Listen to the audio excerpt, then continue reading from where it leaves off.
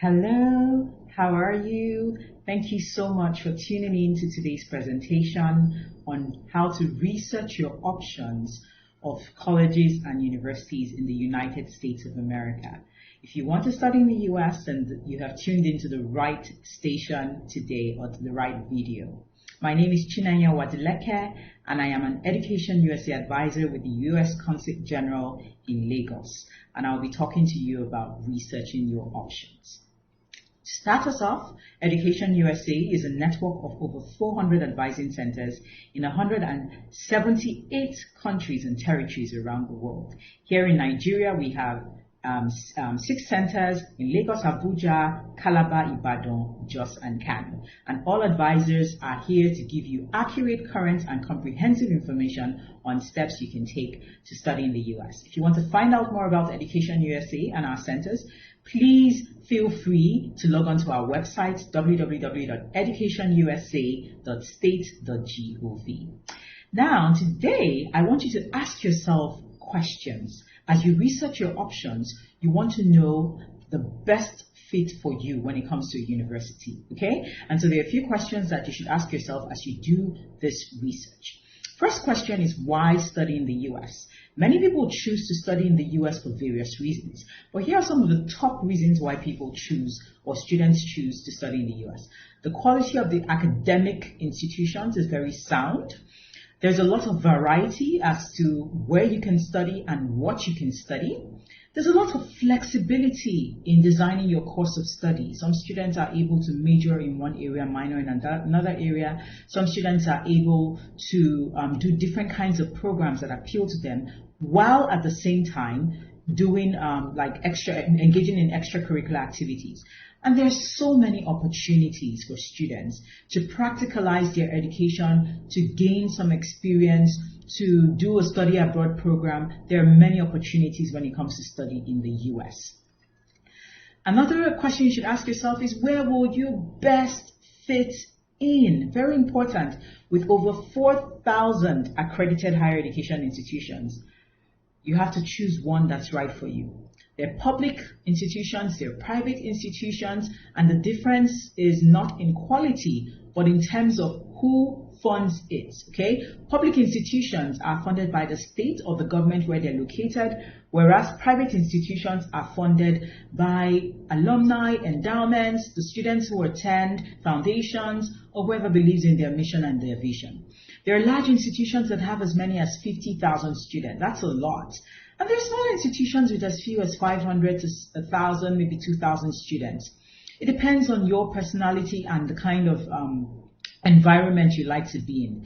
There are research institutions where professors are working on groundbreaking research. They're involving their students in the research. They're publishing papers, and they're just doing so much to add to the body of knowledge that already exists. There are colleges where professors are there because they love to teach. They love to engage with their students. They love to interact, and they love to, feel like they're imparting knowledge into their students. So if you're the kind of person that wants that more personal touch, you might think of a college, attending a college. There are liberal arts colleges where students are able to do or explore different majors before deciding on that one which they feel is right for them. There are also community colleges where the non-traditional students can sort of, start slowly. When I talk about non-traditional, I mean students who might be older in age, students who maybe after high school, they didn't delve straight into a bachelor's degree program. So they're a bit older than, their classmates. You might want to start at a community college. The beauty of a community college is that you do your first 2 years, is more affordable, and then you transfer to an accredited 4-year institution where you can complete your bachelor's degree program. So you want to look for schools that have a transfer agreement with the community college that you might be applying to. There are co-ed institutions. Men and women attend co-ed institutions. Most institutions in the US are co-ed.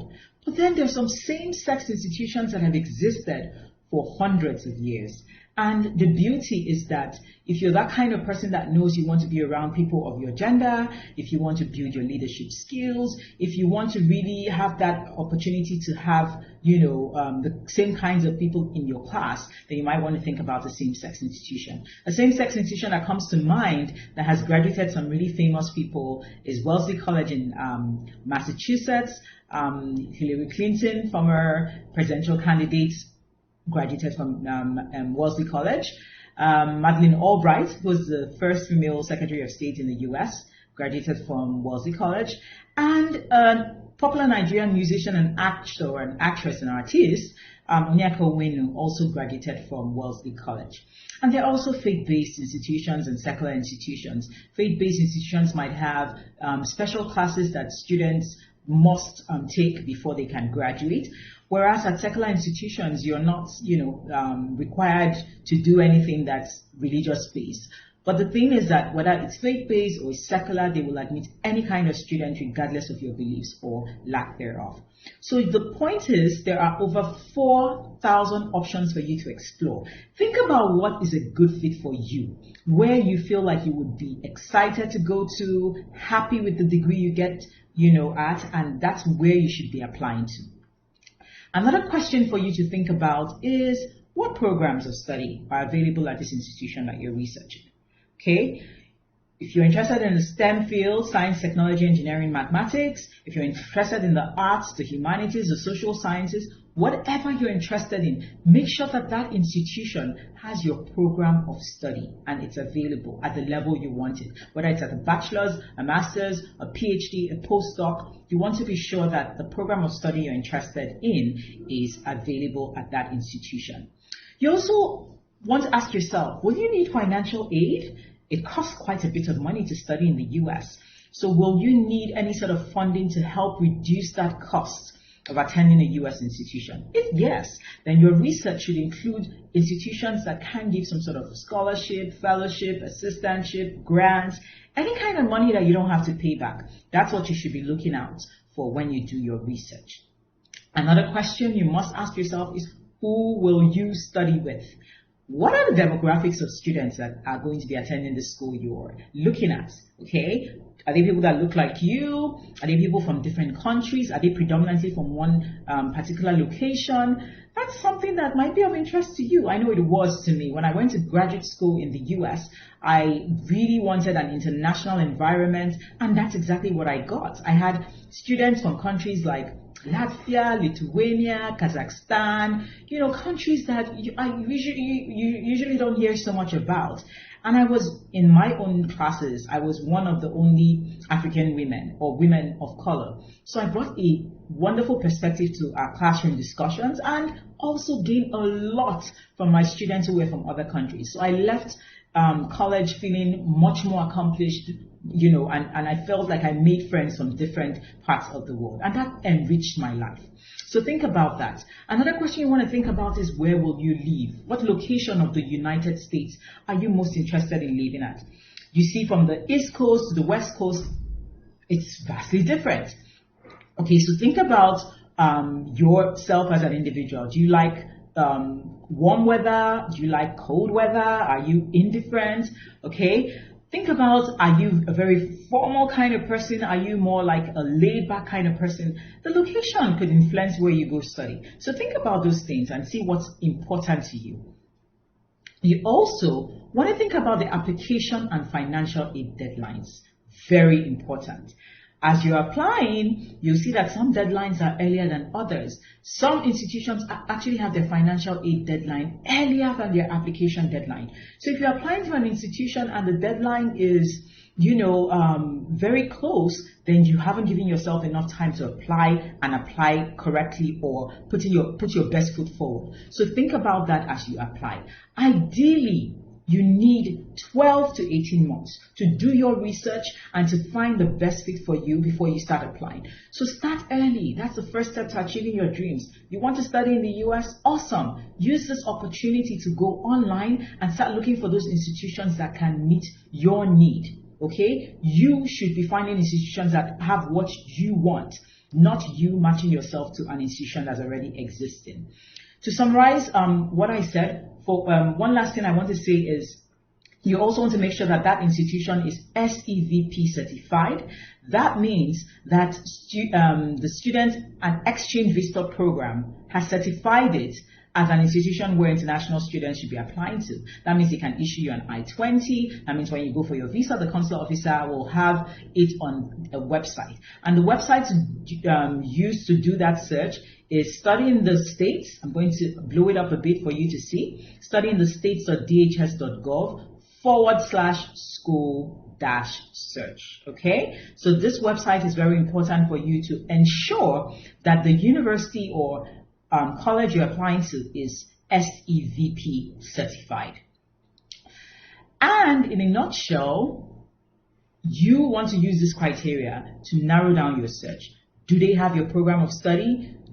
Are they located in an area you would enjoy living in? Do they cost an amount that you can afford?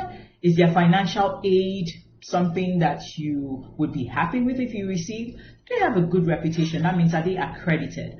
What is your size? How large or small are they? How diverse is the student body? What extracurricular activities do they have? What sports? What clubs? What groups?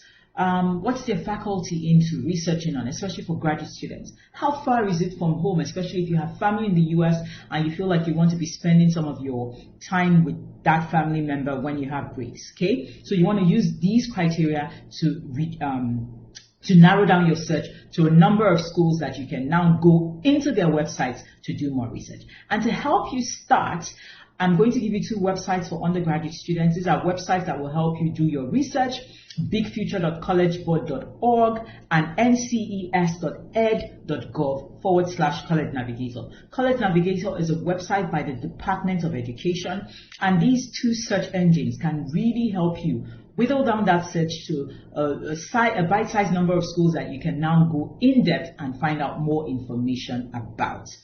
For graduate students, the website I would give you is gradschools.com, petersons.com, and princetonreview.com. These 3 websites will truly help you be able to start that research. Okay, this is just a starting point. You can definitely go more in depth on the school's website. Each school's website will have the exact information that you might be looking for. But this is a way for you to narrow down your search, because at the graduate level you have about 1,000 accredited higher education institutions to choose from. Finally, I would leave you with this thought: don't try to match yourself to a school. Instead, you want to find a school that matches you, your priorities, your long-term goals, your personal requirements, your financial requirements, and your academic requirements. It's very important because you want to be happy during the time you're spending studying in the US. I know I was, so you definitely want to be happy. Thank you so much for listening in today to my presentation. You can contact me using my email, cuwadileke@educationusa.org. You can also contact me on any of our social media handles: Education USA Lagos on Facebook, at Education USA Lagos on Instagram, and at Education USA Lag on Twitter. So feel free to contact me. I will be happy to engage with you and help you on your journey to study in the US. Thank you once again.